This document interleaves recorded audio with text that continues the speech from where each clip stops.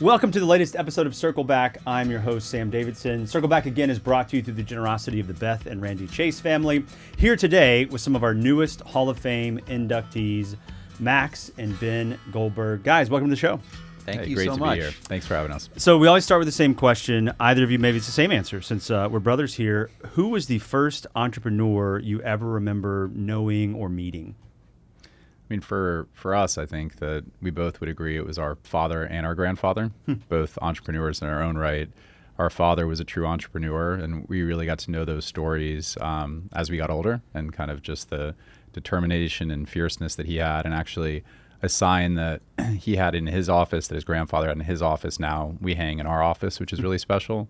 And then our grandfather, who actually worked at the same company for 40 or 50 years, and then we really was an entrepreneur after the fact, and had all these great business investments, and actually bought a family farm that we had great memories from, and we'd go out there, and that's where we got to see, he was a gentleman farmer, let's be clear, but where there was cattle and produce, and he'd actually show up at our house with, we had red meat 4 days a week, and we would have huge bushels of peaches and different things that would show up, and it was just a special time. And I think for Benjamin and I both, we would go and share, pastrami sandwiches, which is probably why we got into hospitality, if you cut to the core of it, every Saturday, and just hear him tell stories. Two of our favorite people and two of our favorite entrepreneurs. And you said there's a sign that hangs? Yeah. What does the sign say? I knew you were going to ask that. The man in the arena. Oh, the man in the arena quote. Yeah. That's wonderful. Excellent. My answer would be the exact same. Obviously, we're brothers. I think that looking back on it, I think that Max and I were lucky enough to sort of experience it third hand in that way, second hand in that way, where I vividly remember being in the car with our dad, and we're driving somewhere, and he is talking to somebody on the other phone, and they are talking about pennies of pricing differences and how they can work through stuff. I vividly remember that, and I would say for our grandfather, I really vividly remember sort of some of the stuff he was doing, not only from the business side, but also from the community side, and trying to make things just better for the family, but also for the city as well. Let me add to that, and I haven't thought about it this way, but I'm so glad it just sparked this. The first real entrepreneur that I saw in action that I remember is my brother. And he really had that entrepreneur bug early days and was such an inspiration. And still, I wouldn't be sitting here if it wasn't for my brother. He was the founder, the visionary of our company that got all of this started, and I think we've been a great team growing together. But even back, he had a promotions business where we would do bar and bat mitzvah parties, and he was the MC. I think I was the dancer entertainer, and then he had a gumball business that really kind of kicked things off, and just has been an entrepreneur from day one. Now that I think about it, so the first entrepreneur I saw in action, that's a memory, is that handsome guy sitting across the table. So talk to us about those early ventures, whether it's the gumball empire. Very similar. I think that I had to buy a car when I was 16, and in order to do that, you need money. Yeah. And so it started off very, very simply. It's like, you want to get to this point, how are you going to start earning money? And so I was lucky enough that I got to teach some kids how to ski in the winters, and worked in the ski school during breaks, but realized quickly that wasn't going to get me a car. And so I think that the gumball machine business allowed us to put a gumball machine in a batting cage and earn quarter by quarter. Yeah. And did that experience, whether it was what you saw at home or trying something, did something click for you, Benjamin, or even something that you saw, Max, where you're like, this is what I want to do, that I want to keep creating things, starting things as you're growing up, as you're going to high school and into college, versus, I guess I'll find a job. I'll go work for somebody else. Was there any moment, or did just this thing sort of keep happening until you start strategic? Well, Max got a job after college. I had to beg him and grovel him to move back to Nashville over the course of a year and a half to finally convince him to this is going to be a whole lot of fun. Let's do this together, and partner up. It was not a simple phone call to Max to say, hey, pick up your life and let's do it was a long time of begging and groveling to get it done. I think for me, it was just sort of, you fell into it. I didn't, gumballs were to get the car, and it ended up, working out. And I learned very quickly through the process I knew nothing. And so part of that is just continuing to learn. And but I think that when I was in college, Max knew that, I really wanted to, I saw hospitality a little bit differently than what was happening in Nashville. Wanted to move back, opened up a bar with a dear friend of mine. And never thought I'd still be doing this for a living. I think it's just you keep moving down the road. You look up one day and you're like, oh my God, we've been doing this a long time together. It's been an absolute blast. I mean, Benjamin's too humble to say this, but I remember coming back and visiting from when I was in college and seeing Benjamin standing outside with a flashlight, because I don't think there were street lights, and an umbrella in an area that was somewhat accessible at the time and now is one of the more successful pieces of real estate in the country. But it was the Gulch. And I remember coming back and visiting him and seeing him standing out there and his passion for this kind of warehouse space that he took over. And, he was so obsessed with the details that it's called Bar 23. I hope a lot of people remember it. And it was a really special moment for Nashville and a really special moment for our company. And I can say this with no ego because I had nothing to do with it. But it was one of the first pieces of global press that I can remember where it was named as one of the top nightlife spots in the world. Wow. And it was a really important moment for Nashville and ultimately a really important moment for our company. And Benjamin obsessed with the details, and he had, to show you how talented he was back then, I think there was like 23 different shades of white painted on all the different walls, which, by the way, it was a very dimly lit, loungy bar, so nobody could see anything. Yeah. And he also, on the first night of service, had built in these credit card processing machines that were just so perfectly designed into the wall. And when the first transaction came out, why don't you tell them what happened, Benjamin? We spent hours trying to make it as sleek as we could, measuring the POS, measuring the hole in the wall. We did it was more time than I care to admit. And we're like, this looks great. And then we have our first event, and the server goes, yeah, the terminal, I can't get to the credit card swipe. And we're like, son of a... So we had to build a little shelf, and defeated the whole purpose. But, you live and you learn. That's right. Benjamin was a huge source of inspiration for me as a kid, and he's the older brother, and I'm fortunate to still to this day call him one of my best friends. He really, I think, inspired me that once, high school was happening, I had great jobs in high school, and then when I got to college, started a party promotions business, had a TV show in college, got was student body president, got involved, and we had a real budget to book events. And so I had this, fun business that was happening in college, and I didn't really think about it, but it was always rooted back to hospitality. Yeah. And I cherish relationships, and I think that relationships are one of the most important things in life, and it all kind of tied back to that hospitality component. And even when I had that more traditional job in New York, our cousin Jesse and I would throw a party at this place called St. Jerome's on the Lower East Side once a week, just to bring our friends together and make a little bit of money. And she would not remember this, and I'm sure it will never come up, but our opener, funny enough, as we were iPod DJing and throwing this party, it was Lady Gaga. So that's my claim to fame, I can proudly say. Yeah. You opened for... Yeah, no, let me be clear. She opened for us. That's Let's right. be clear. My fault. Thank you. And why did it take a year? You said a year and a half. Why did it take a year and a half for you to pick up your life, so to speak, and get back here and work with your brother? Because we had no business. We owned a bar and a weird live music venue, and we were working on a project to open a little honky tonk on the wrong side of Broadway. Right. And it was all sort of very instantaneous with no actual plan, right? So you're having a conversation with Max, like, this will be a lot of fun. He's like, yeah, but, and you're like, well, there is no but. Like, let's just do this, And I think that it's hard to. I think Max was able to see the excitement and also understood the energy of Nashville, but to transform that into an actual business where you can pay the bills had never even, we were not at that point yet. And so it took a long time to wrap my own brain around how to even have that conversation. And then ultimately Max had an amazing life in New York. He had a great job. I absolutely loved visiting. He lived with our cousin for a while.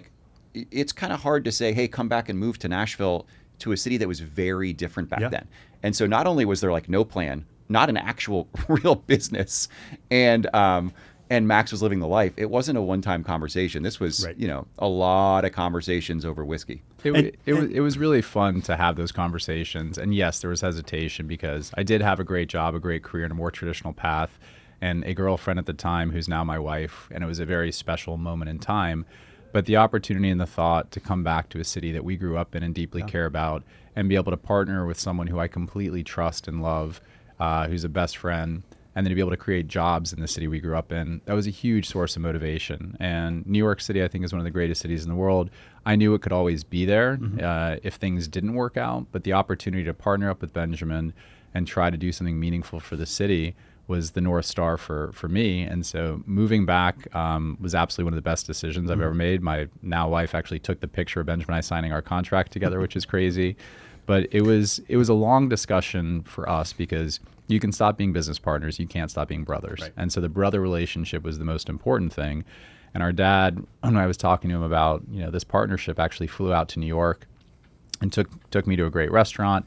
And I don't know why he did this. And now being in the industry, it was kind of a jerk move. But there was a linen tablecloth at the restaurant, and he pulled out like a Sharpie. Yeah. And on the linen tablecloth for 2 hours, he listed out every reason why we shouldn't partner. Wow.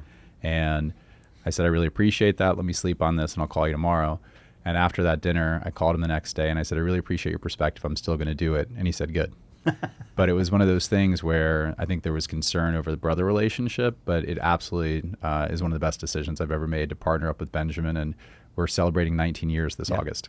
And so what year was this? This August 1st, 2007 is when I moved back to Nashville. And so what do you remember about Nashville then? Obviously, you said bar on the wrong side of Broadway, which I don't know if there is a wrong side of Broadway now in 2026. The Gulch was a hole. And you guys, and we'll cover the growth of the company, but what do you remember about Nashville from 2007? Yeah, I mean, so I opened my first bar with a really good friend of mine in Halloween night of 2003. Oh, wow. Okay. Yeah. Take us back then, too. And that was definitely a different moment in time in Nashville. And I think that what we realized pretty early was that there was this really unique energy that was happening in the city. Younger people were going out differently than they had previously. They were really caring about aesthetics, really caring about quality of product, really wanting to know the story behind what was happening. And so you found like really cool coffee shops that were opening up. You found really cool leather makers and jean makers and these different artists of their crafts doing things. And so when that started to happen and bubble up, it felt like this energy was moving into a different energy that was there when our parents were growing up here. And also, I think that the city has always been fun. It's always been a fun city. Definitely a smaller city then. But so did that. And then in 2007, Max moved back, like he said, in August, which was just a few months after I opened up a little honky tonk on Broadway, and was laughed out of town because people kept asking, like, why would you open a bar on the other side of the street? Like, no one's going to cross the street. And in my head, I was like, man, if I can't get you to cross the street, I probably deserve to close, right? Like, you're already down there, just walk across. Ended up really, really working out. I think what Max and I have been able to really dive into is the fact that when I moved back to Nashville from college, none of my friends really moved back to Nashville. Now it feels like everybody is moving back to Nashville. And that is because of this sort of snowball effect of really great people, really talented people doing exceptional things at small scale. And the more of those that are happening, the cooler the city becomes. Yeah. What do you remember from that time when you sign the contract, you get back? Yeah. I remember renting in the cheapest part of Nashville that you could, which was downtown Nashville. Right. And his place was ridiculously cool. I think I paid like $700 a month, and I couldn't afford a car, so I walked to work every day. And I remember trying to learn the industry as much as possible. So there was a lot of days that were 9 a.m. to 4 a.m., just learning the industry and getting myself in there. I remember that there was this really cool kind of tidal wave that felt like it was building with decades previously of investments into the city and things that were happening and all these tailwinds that were starting to build. And Benjamin saw that. And so I give him so much credit to see the visionary build of Nashville. But I just remember feeling like this city is about to explode in the best way possible. But at its core, what I love is that it's always been a kind and supportive city, which is not the case for every city. What's been really fun is to see over the past 19 years working together that kindness still exists. And even with I think I'm going to 5 restaurant openings next week. It's just crazy to see all these things that are happening in Nashville. But that kindness still exists. And the fact that that's never gone away. And even when people come in and they can almost shed the skin and enter into the spirit of the party, realizing that you can be competitive, you can win, you can go out and do world-class things that are best in class in the entire world, but you can do it in a kind way. That existed 19 years ago, and that still exists today. And the culinary scene then, because you guys starting with these honky tonks, these bars, these event venues, now you're in the space of great restaurants. I mean, James Beard, Michelin Stars. We'll talk about that in a second. But I've also heard both of you speak publicly about the restaurants that aren't yours, and how whether you're recruiting a chef or investor or somebody like that, somebody comes to town, you take them to restaurants that you all love but are not yours. And so talk to a little bit more about just that community, especially then. And of course, as of this recording, summer of 26, we've had some high profile, whether it's closures or just people sort of there, whether it's Margot or Bob over at Fido. I mean, they've been running it for years, and it's time for them to do something else. So just walk us through a little bit about that scene of what that looked like then of the culinary, the restaurant community here, how rich it is, and how that has enabled some of the success you've had as you kept growing the company beyond bars and honky tonks. Yeah, I mean, I think a question we get asked all the time is like, why did this happen in Nashville? Like, why didn't it happen in the city I'm from? What was the special sauce? Yeah. And Max is alluding to it, but I think that the answer that we always give is like, Nashville is the most supportive city we've ever been to. And we're lucky enough to live here. Yeah. But we have friends in the industry from all over the country. And what we have heard and learned is like, in Nashville, everyone is supporting everyone. Everyone is cheering each other on to want them to be successful. And that doesn't always happen. And so it really does allow this supportive growth to happen in a really organic and powerful way. So yeah, I mean, I don't think that there's any secret to the fact that Max and I love to go out and eat. We love to go out to bars. Yeah. And they're not just ours. Like Yeah. we go support our friends. We go support the places that we love. And we should. And especially, I mean, like we've had a lot of luck getting chefs to move to Nashville. That's really, we're probably a small part of that. I think the city is what keeps them here and makes them want to be here. But like one of our special moves is like we always take them to Arnold's. Yeah, right. Arnold's is just so damn good that like, and that is the move. That is the lunch that we are like, are you moving here, right? And they're like, how can I say no now? That's right. And That's so right. it works out really nicely. Yeah. Benjamin, we did an icebreaker at a staff training earlier this week for a new restaurant that we're opening next week, and his death row meal was Arnold's. That Yeah, was of his course. answer, which I thought was a phenomenal answer. I mean, I think that we talk about other restaurants all the time because there are unbelievable things happening, and we're so grateful and lucky to be a small part of the hospitality community in Nashville. But there are so many great people that for so long have been doing incredible things. But I can kind of pinpoint it to one human being who I think embodies hospitality for Nashville. And there's a lot of people who do incredible things. But you take a guy like Pat Martin, who's one of our absolute favorite people in the world. And when we were out at the World's 50, where Locust was named 20th best restaurant in North America, without us knowing, a lot of the team went to Vegas and we were out there. But the team that stayed had a party to celebrate.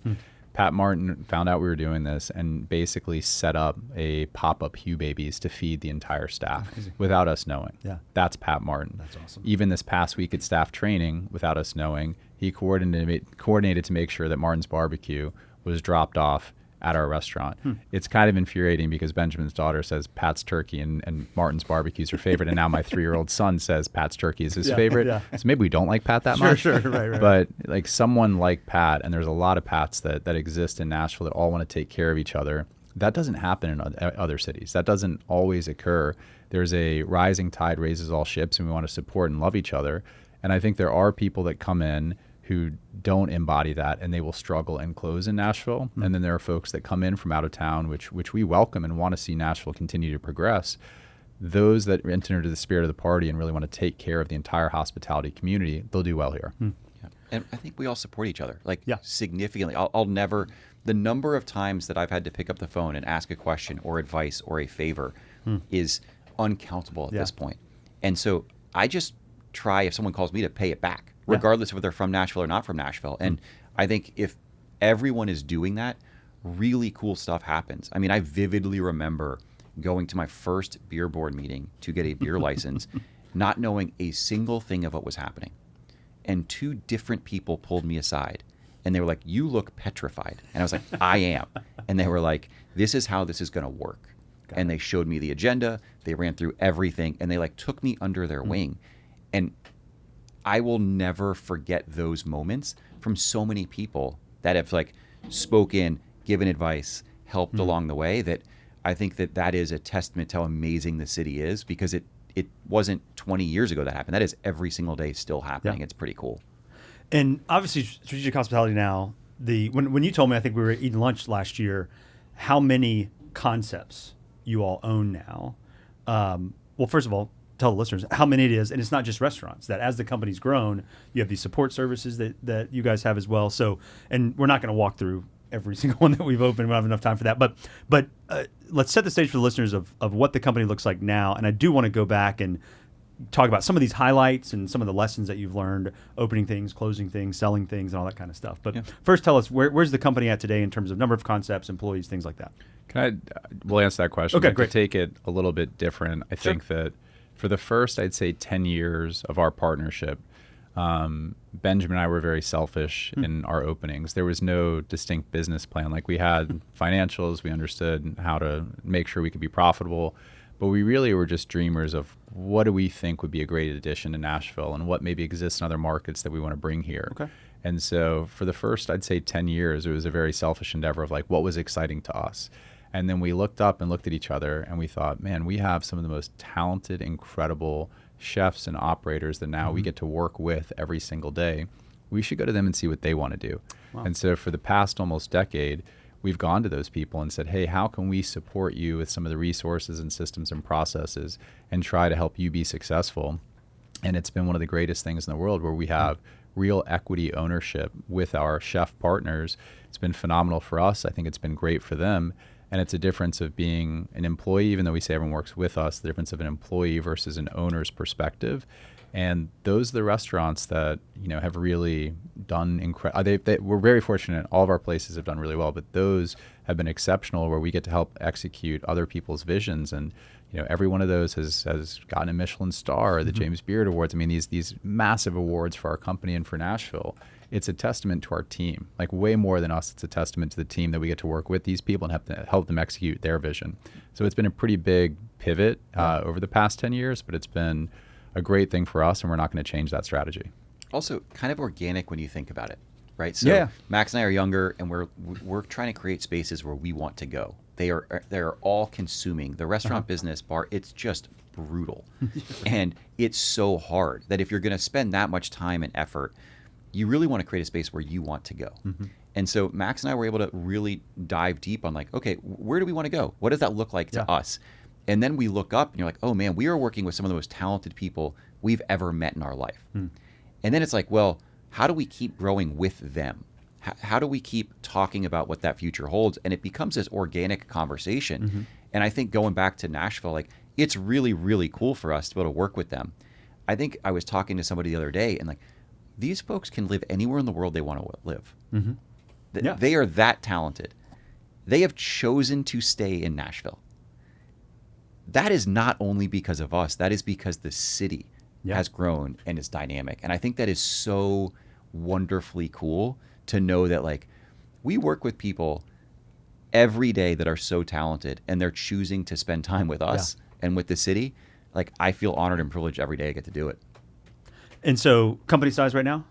How many concepts? How many, roughly? I don't know why you're looking at me. I need to. Because you always throw the number out fast. I think, to me, I always say it depends on what you consider. So we own and operate certain places. We manage certain places. We consult on certain places. And so I think any one time, depending on who you count it, is about 11 or 12. We're lucky where we have those great chef partnerships. We have the greatest partners in the world in Garth Brooks and Trisha Yearwood, where we can help them execute their vision. We love being at the airport. We're super excited for some more concessions work we're doing in some of the stadiums that are happening. We're in the process of building a hotel right now that'll have some retail components. We're really kind of spreading where we see how can we continue to be good stewards of the community and add value to Nashville. And it's just been so fun. And I think for us, if it ever stopped being fun, we'd probably do something different. But to Benjamin's point, we get to work with these incredibly talented people and help them execute their vision. And as we continue to grow and the culture that we've created over the past 19 years, I mean, I look at our leadership team I think the average tenure is over 10 years. I mean, Josh Habiger, who's one of the most talented chefs in the world, that's our culinary partner and everything, has been with us for 17 years. Our chief of staff, 16 years. Our director of communication, 15 years. Our chief operating officer, 10 years. And then we get to work with people like Andy Little, who was one of our favorite chefs at Josephine, and we begged him to come and work with us. He's now our culinary operations partner and is the executive chef at Sally's, and we'll have some really fun things that we're going to talk about with him later. If Jordan's here, I just want to let you know I checked myself by not giving away the future. I'm very proud of myself. Good. But we're so excited about the future, and so much of our success is because of the tailwind of Nashville, which is why we try to give back as much as we can whenever we can, and it's just been the greatest ride. Do you think these 10 years or the first 10 years, to quote you, this idea of being selfish, but still providing something the city can enjoy and use of what you wanted, versus where you seem to be now of these partnerships and trying new things. Are you having more fun? I am. I mean, I think that we are really lucky that we know what we like, but these folks that we get to partner and work with, I think we share the same moral compass. I think we share the same North Star, but they are absolutely more talented. I say this very proudly that I'm the least valuable person in the company. Like, I can't do the thing. Benjamin's the best operator. I'm the least valuable person. It's a great partnership, but these are some of the most talented people, and helping them execute their visions, to me, is the most fun I've ever had. Yeah. At what point, as you're growing the company, so go back in time a little bit, if you're doing the bar, if you're doing the honky tonk, it's easy to think of those places as, okay, that's where I go drink, that's where I go have fun. But then you guys add food and food concepts. So what was a little bit of the impetus behind that? What was the first one of those where you need culinary directors and you need people who can steer a menu? How did that come about? And you said, hey, we need this. If it's still in that era, we want this, we need this. How did you decide to actually do a restaurant? It's an interesting question because, ironically, when I opened my first bar, by law, you had to serve food. Yeah. Right, and so a significant amount of food. And so we had a kitchen, and we had a kitchen staff, and we served food. And damn, we tried to serve more food than we did. But we quickly transitioned into more of a bar than a restaurant. Hey, those chocolate chip cookies, I remember those. Those were really good. The food was good, but eventually, the clientele tells you what they're looking for, and right. it wasn't an empanada at 1 a.m. I think that. So that was sort of a foray into the food world. Got it. And then at the honky tonk downtown, for whatever reason, it was a large space, about 8,000 square feet. That's a pretty sizable just bar. And so I don't know where or why I thought this would be the smartest thing in the world, but decided that a really cool late night burger spot, place to eat, would be a value add to downtown. And so that was really the first restaurant that I had done, was Paradise Park Trailer Resort, which was just hand-pattied burgers, hand-cut fries, trying to create a different level of quality than what people would typically associate with a bar on Lower Broadway. Yeah. And from there, it sort of it morphed. I think that the other thing is, as you surround yourself with really, really talented people, your eyes start opening wider and wider. You start seeing these really interesting opportunities that might exist where you're like, man, that would be really fun to try and do it. And so it hasn't always been I don't think it's been this binary path. It's been like, how can we do this and what can we do to lean into that? I don't think you're giving yourself enough credit, because you started Paradise Park before I came in. That was the first thing we did together, is we partnered up on Paradise. When I entered to Paradise, so I entered into what Benjamin had created culturally on Lower Broadway. It was unbelievably great fresh cooked bread. It was hand-patty burgers, handmade chicken tenders. Everything was made from scratch. And it would have been probably way easier and way more profitable if we just had been buying frozen chicken tenders and slinging them out there. It was important to Benjamin to offer a premium product. I also entered in August 1st, which is our busy season. It would have been very easy to change prices and play those games, which would have made more money and ultimately hurt the customer. Benjamin set the tone early. We're never going to play that game. If it's CMA Fan Fest and we have hundreds of thousands of people coming in, we're not going to raise prices. We're not going to shrink the size of the burgers. There was an intentionality set from day one about the quality of product, and making sure that we are always guest focused. And I think that is what set the tone, that it's allowed us to continue to grow with that mindset. And it's so funny because, when we had Paradise Park and we had the catbird seat, it's wonderful to see people be like, wait, you do this and that? Right. And it's like, yeah, because sometimes you want a $6 pitcher of beer and a burger, and sometimes you want a chef's tasting experience. But My favorite guests are the ones that eat at Capert and then they would go to Paradise afterwards. Like Yeah. I love those moments in time because it shows you that we're not as insane as people think we are sometimes. Is there any concept that you guys have done that you thought was crazy, or one of you thought was like, I don't know if that's going to work? But you still press forward, and we noticed something today. Or was there any? All of them. Okay. Yeah. Was there ever a sort of bet the company moment? I've heard of some folks, especially in retail. Hey, we're going to do another location, but oh my gosh, if it doesn't work, that we could close the whole thing. Was there everything? And maybe this is just a question about your view of risk or trying something new in Nashville. Has there ever been those moments where you weren't quite so sure it was going to work? Yeah, I think if we ever feel like it's going to work, we're probably doing something wrong. Okay. We punish ourselves a lot, and I think that we're constantly concerned, like, will this work? But we love to push, and we love to think, like, what should exist here? I mean, I think out of everything we've done, they're all risky. Yep. But I do remember a moment in time where we were opening up the Patterson House, and the Patterson House was this crazy idea that we wanted to see great cocktails in Nashville. And there were unbelievable restaurants in Nashville and great wine lists and beer lists and spirits lists. But I don't know if there was as much of an intentionality to make sure that there was a real focus on cocktails. And so we took this bet that we wanted to create, chef-driven cocktails, and we were going to have 78 seats, and we were going to charge $12 a cocktail, which was the most expensive drink in Nashville, which I think is probably the cost of a beer on Lower Broadway at this point. But we weren't going to allow people to belly up to the bar. Everyone had to have a seat. The drinks would take a while. And as we were describing it to people, they just kind of shook their head, excuse me, and would walk away and be like, yeah, this is a terrible idea.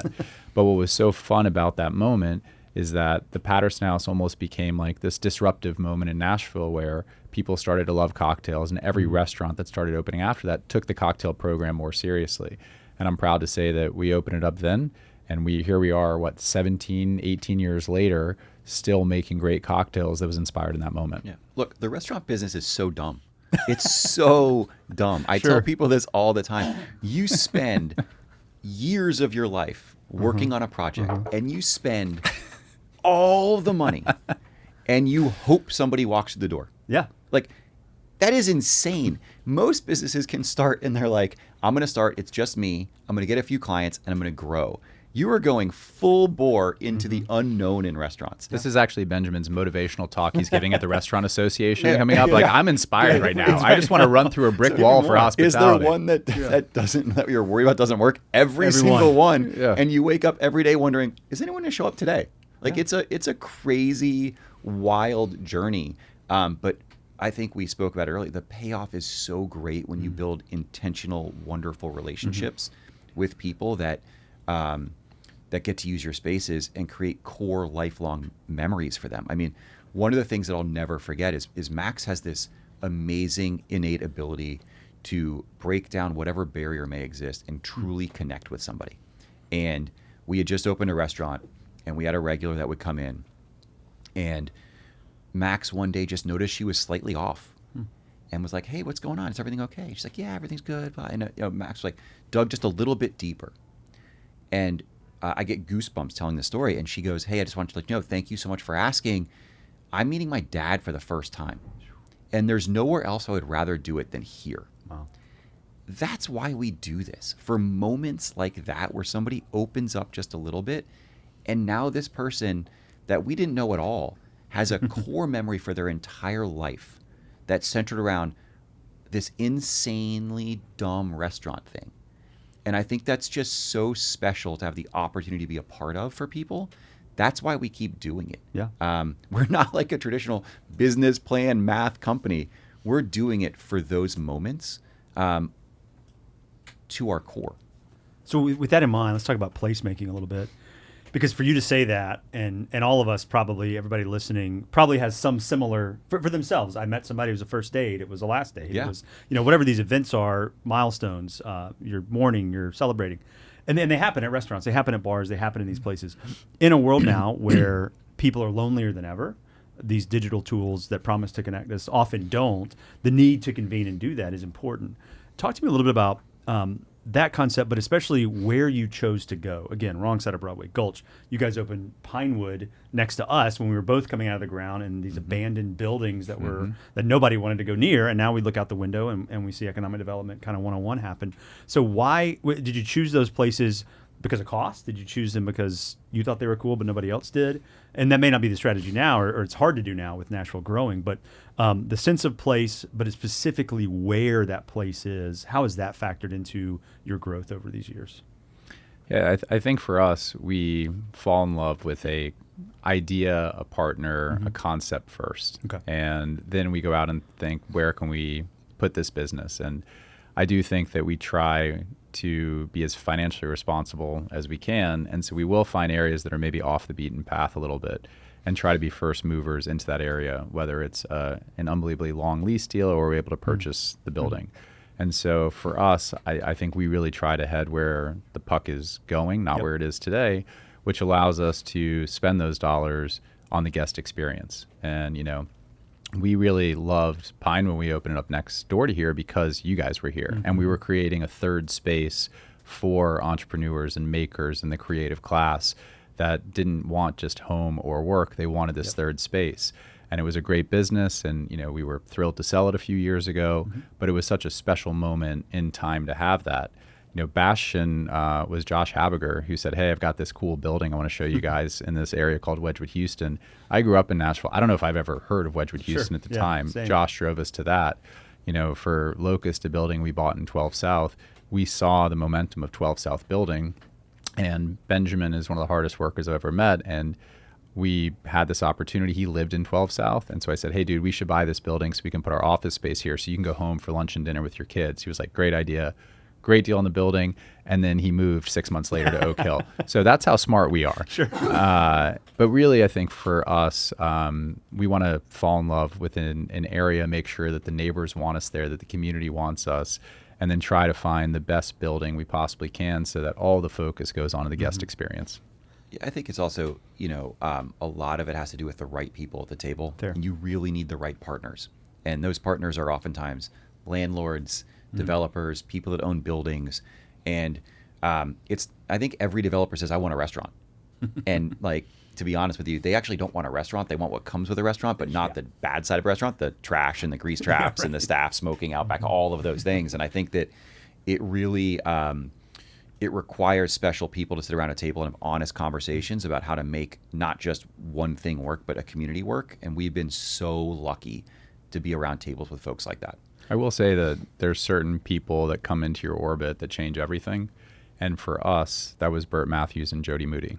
And the only reason that we were at Pinewood, the only reason we were able to buy and sell the Broadway building, the only reason that we're doing Sally's Stay a While was the guidance and mentorship and true friendship that we have with those guys. And so when you think about those moments where you push the chips in, we pushed our chips in, on some of these real estate things, but we knew that we had a world-class person in this space who would be with us, and he was. But, Bert and Jody were there for us. We were in the trenches with them, and we've had great outcomes with them, knock on wood, but they were really there with us, and they were huge parts of our story, and hopefully will continue to be huge parts of our story. Does Nashville, is there a risk, or does it need to be mindful of its growth in terms of still being able to offer opportunities, not just for you all, but for the next Benjamin and Max, who are looking for, I think those partners, those people are here. We've already discussed that, but are those places and spaces still here as things get developed and change and grow over time? I do think it's a risk for sure. I mean, the payoff is that there are so many people that are flying to Nashville to eat. Fair. There are so many people that live here that don't ever cook at home. They want to go out because there's so many great offerings. So there is the blessing to that. I think the curse to that is I realistically think that if it was today, I'd never be able to open my first bar where it was. Yeah. I never would have opened a honky tonk themed after a trailer park on the wrong side of Broadway. And I think things become very pressurized in certain situations that make things really hard to get done. And so, I think for sure that the fear is that because of that, it takes so much time, money, effort, and resources, broadly speaking, to get something open that we're probably missing out on smaller places that can be really special. And it does worry you to see like how far can Nashville go, which is, I think we're just early innings of how great the city can be, but also ensuring that young folks that want to push just a little bit further than even Max and I are pushing have that opportunity to do so in places where they can feel proud and safe and wonderful and all those sorts of things. So yeah, without a doubt, I think the blessing and the curse is something to think about all the time. I think that we bet on progress in Nashville. We want to see it continue to do really, really well.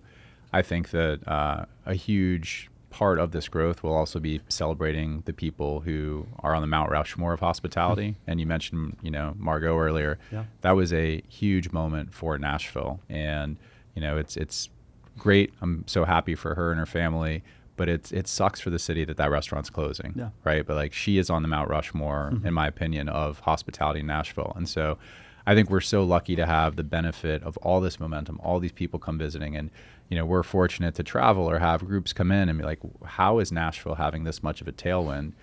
We recognize that, but I also think this is a great moment in time to make sure we're celebrating the places that took us to that moment. And we're also really excited to start to grow within Nashville because of the incredible spread that's happening. I mean, what's happening in East Nashville, the East Bank, and West Nashville, the Nations, we're looking at those areas. I mean, we're reopening a restaurant we grew up going to in Dulce. Yeah. And that restaurant opened in 1980. We had so many good memories there as kids. We now have the opportunity to take the torch and take it to this next generation. I never thought we'd open a restaurant in West Nashville, but I live over there. I love that area. I love that restaurant. We get to now be a part of that story, and we hope there's more things like that. Yeah. Homecoming 1998, I went to Dulce. So nice. There you go.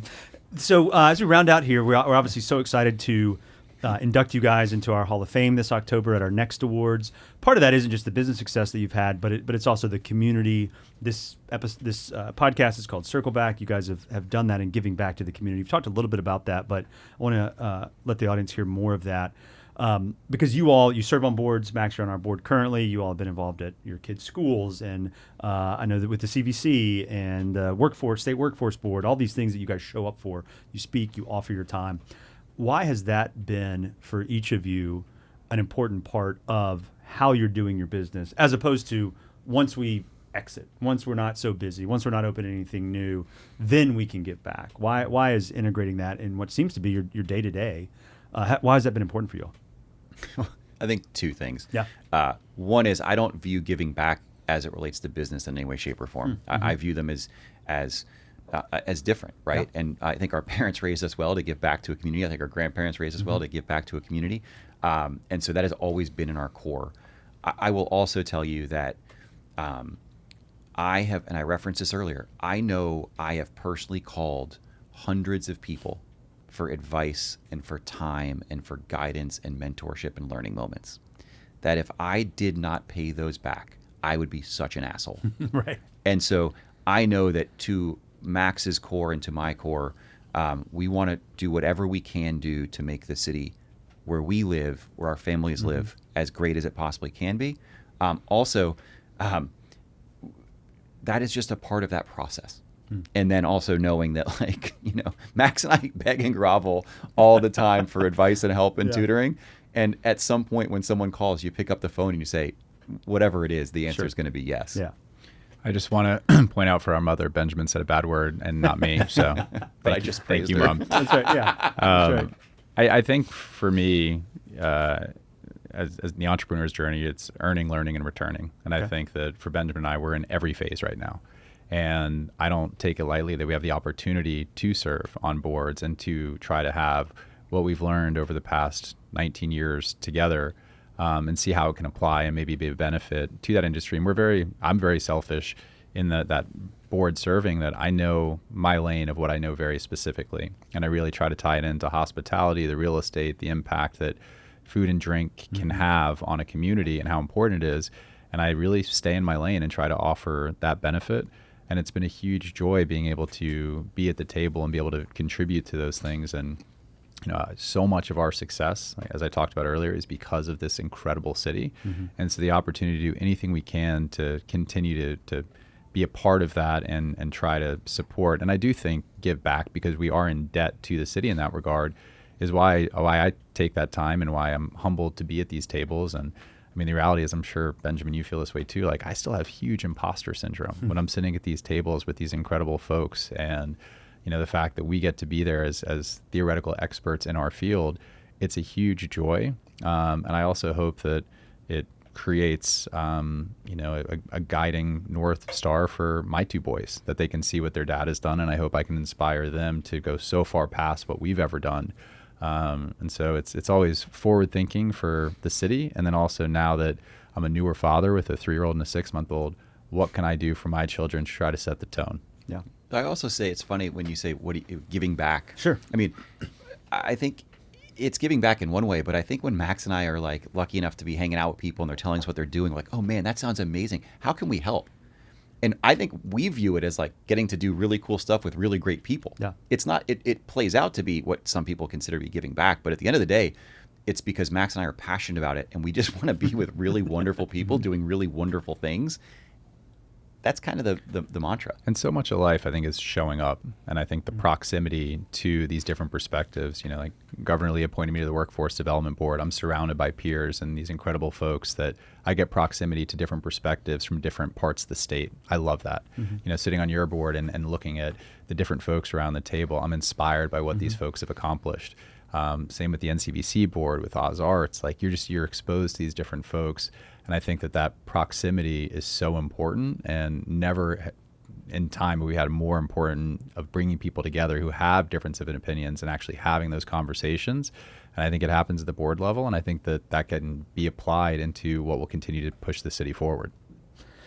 That's awesome, and an excellent spot to end on. Benjamin, Max, congrats to both you guys for your honor this fall coming up in the Hall of Fame. But thank you for your time today to share with our audience here on Circleback. Thank you. Thank you. Thank you for joining me for this episode of Circle Back, where my guests were Benjamin and Max Goldberg, two of our newest Entrepreneur Hall of Fame inductees. As always, Circle Back is brought to you through the generosity of the Beth and Randy Chase family and in partnership with the Nashville Post. A big thanks, as always, to Clark Buckner and the team at Relationary for producing the episode. Please, please, please listen, review, and share wherever you listen to podcasts. We will see you next time.